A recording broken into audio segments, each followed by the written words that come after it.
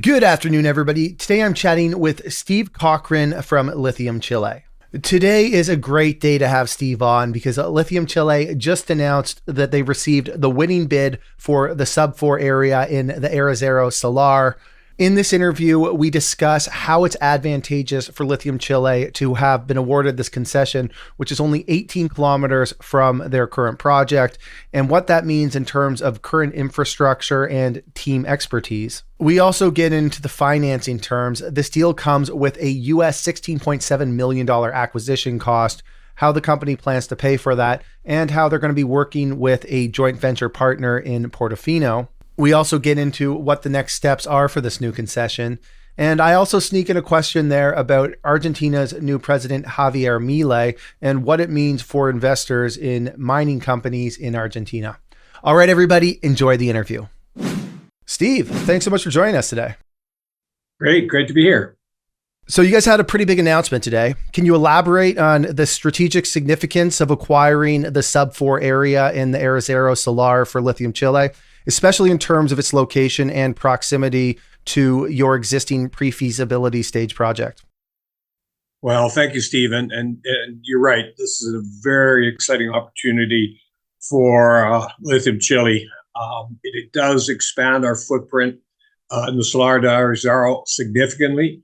The Block 4, which was put up for bid in June of 2023, was the largest of the 5 blocks that the province of Salta put up for tenders. There were 13 bidders in the process, including Ganfeng, Aramet, YPF, the big names really in the lithium space in Chile, and indeed the lithium space in the world. So we were up against some pretty stiff competition, and we are so pleased that the government of Salta has seen fit to award us the concession. I think it's recognition, not only cash was not only the big consideration in this whole tender process, it was your experience working in the Salar de Arizaro, your relationships with the communities, all of those factors we had in abundance. And it was one of the many reasons why our bid was chosen over other bidders such as Ganfeng. I think it's important to point out that Ganfeng was the winner, received the awards for blocks 1, 2, 3, and 5. They really wanted block 4, but fortunately for us, we were awarded the concession by the province of Salta. So it's great for us. Again, as I said, not only expands our footprint to make us one of the dominant players in the basin and in the Salar, but it adds obviously potentially to the resource with not adding exponentially to our capital costs. We already have infrastructure in place. We have a permanent camp now that can accommodate 80 people. We have 3 rigs, 2 diamond drill rigs, and a production rig on our property in Arizaro now. We have the people, the equipment, we have the roads and the infrastructure that this additional 8,800 hectares for us is really a bonus. It's going to allow us, we hope, to add a potential million and a half tons to our overall resource without, again, exponentially increasing our overhead. Let's get into the financial aspects a little bit of acquiring this concession, particularly the partnership terms with REMSA. And I know you guys also have a sort of, I guess we could say, joint venture partner, strategic partner in Portofino. It's obviously a pretty large ultimate acquisition cost at $16.7 million US dollars. Can you maybe break down the financial aspects of the project and how the company plans to fully fund this additional concession? Correct. The total purchase price was $16.7 million US. And if you look at other transactions in the area, it's a very good deal relative to some other recent transactions. And not only that, but looking at other properties, opportunities available, we feel we got a bargain. The 16.7 million is really broken into a number of payments. On closing, we wired the 5.7 million initial down payment for REMSA. The balance of the payments are to be made over the next 4 years. We have a commitment, an exploration commitment. This year's commitment, 2024's commitment, is about 1.4 million. And we have a commitment to the community as well of about 1.5 million US over the next 4 years. So all told, it comes to that 16.7 million. And we intend to finance it out of our current working capital. We do have over 18 million Canadian currently in the bank. But one of the things we're exploring, and indeed we've entered discussions with, is another Canadian company called Portofino Resources. Portofino has done extensive geophysical and sampling work on Block 4. They were one of the bidders in the process, one of the 13 bidders specifically for Block 4 because of the advanced work they've done on that property. They have geophysics, they have sample results, they understand that block very, very well. So we're currently in discussions to joint venture with them, where we would be 50-50 partners. Right now, the relationship is that Argentina Lithium, our wholly owned Argentina subsidiary, owns 78% of the project, and REMSA has 22%. They're an equity partner in the project as well. So we currently control that 78%. We're looking at splitting that sort of 78, 50-50 with Portofino to tap into not only their expertise in the area, but also to split the costs, the capital costs of the project between the two companies. So we're very excited to have the potential partnership with Portofino, and we'll see some more news on that, I think, in the very near future. So what are the immediate plans right now in terms of drilling and exploration for this new project? Well, the initial step will be to file the environmental impact statement, allowing for an exploration program. That data, the bulk of that data has already been collected, again, thanks to the work that Portofino did.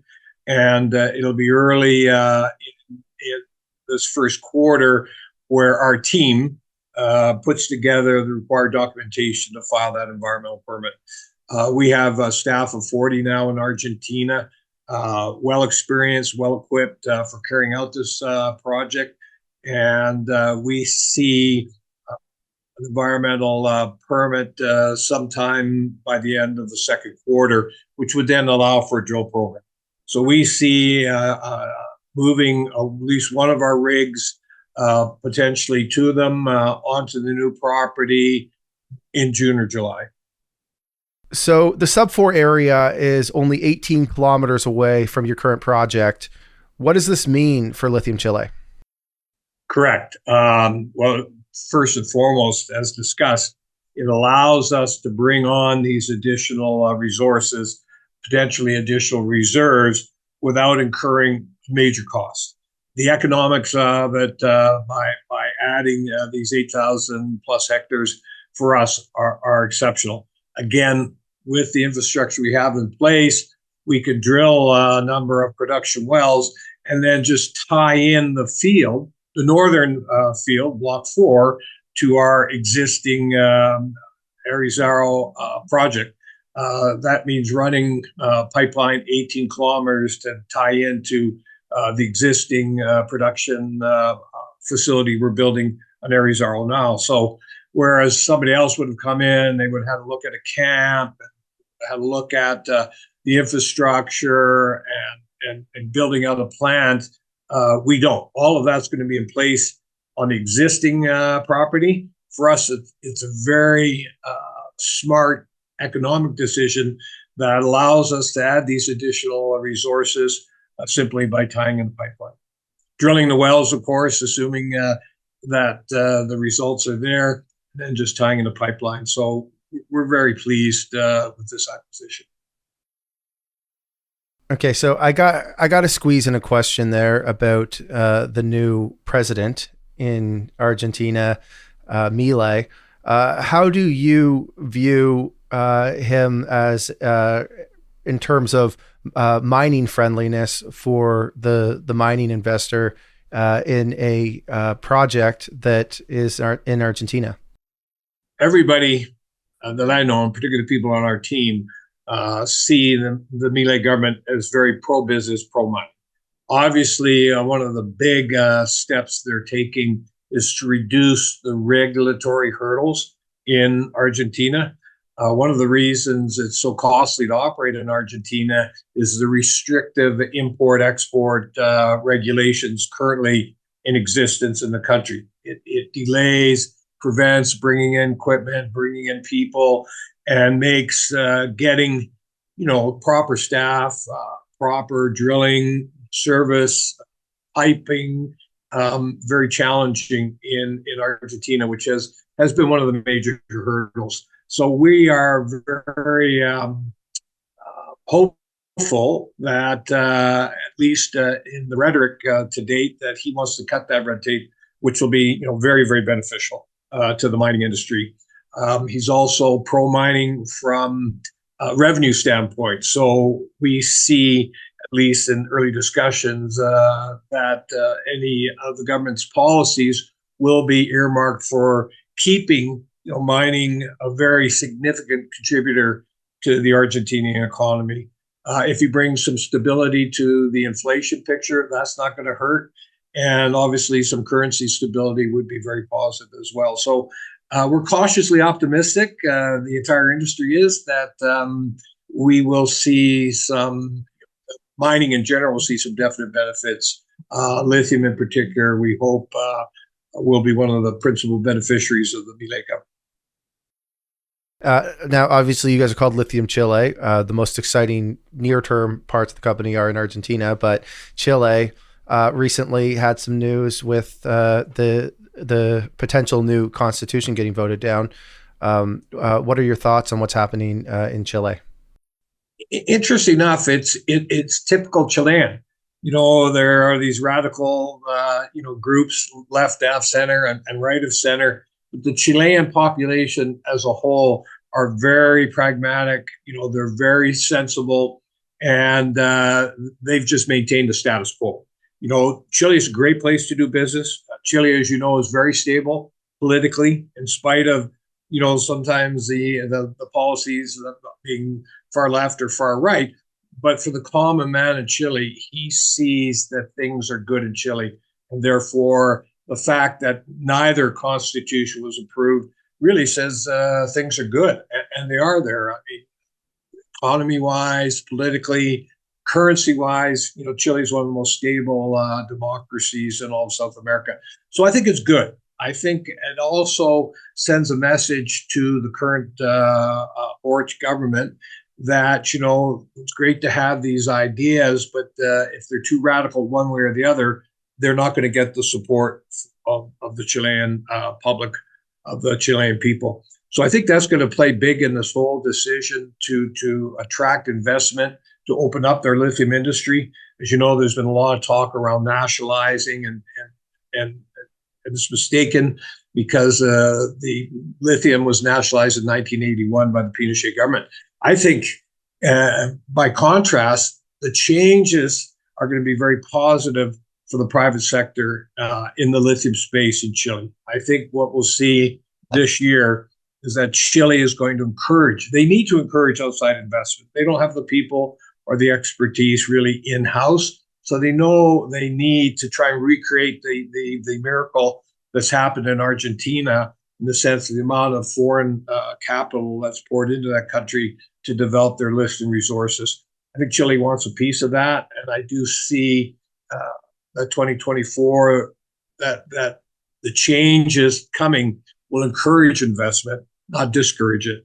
And I think you've already seen part of that, the announcements of some of the big companies, BYD, Tsingshan, and Eramet. Eramet alone has announced a $900 million US capital investment to develop Chile's lithium assets. So, the major mining groups in the world see this as an opportunity, an opening of the door rather than the closing of the door. And this whole, rejection of these sort of new constitutions really just reinforces status quo. Everything is good, and the public recognizes that. So I think this will be a very positive year for Chile as well. Okay, last question for any investors watching or potential investors that find the story interesting. What does 2024 look like in terms of milestones or timelines that they should be watching out for? Well, 2024 is going to be a watershed year. As you know, we had a significant price correction in lithium carbonate in 2023. A lot of forecasters see 2024 as being that sort of tipping point where some of that excess supply is going to get chewed up, and people start looking out 2025, 2026, where these projected shortages are really starting to develop. So first and foremost, I think it's important we keep an eye on lithium prices, and we see that a bottom is built, and hopefully we've actually turned the corner and we'll see some recovery in lithium prices. That would be obviously step one. I think the other big thing in 2024 is this global move to eliminate internal combustion engines and move to electric mobility. That's going to drive demand. That's going to, again, have the large companies thinking about security of supply and where they're going to gather up future resources in the lithium space. And given we're sort of the last company standing, so to speak, in Argentina with a PEA, and really by mid-year, we expect our pre-feasibility study to be completed. We're in the midst of it right now. It does make us an interesting acquisition opportunity, or at least the Argentinian asset, an interesting acquisition opportunity. So we've had, as you know, over the last year, a number of overtures. There's still interest. The weakness in price has kind of given a lot of companies, a pause.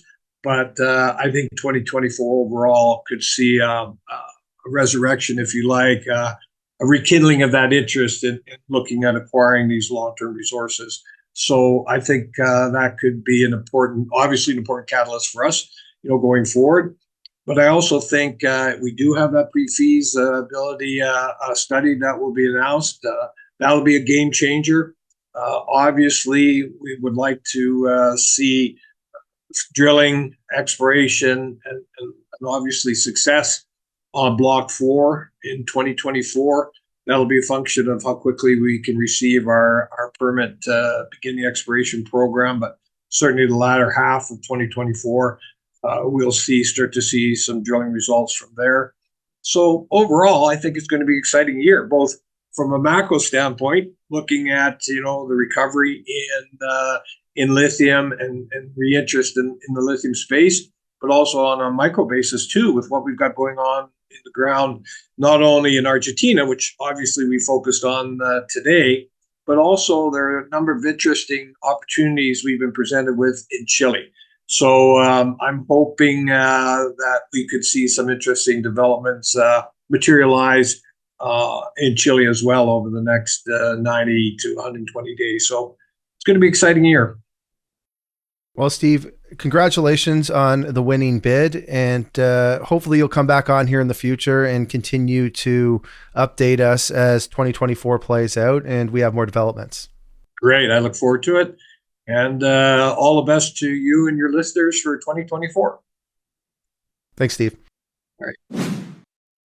All right, everyone. Thank you for watching. If you enjoyed this interview, please smash that like button, subscribe, and ring that notification bell. Also, let me know what you think in the comment section. Thanks, everyone.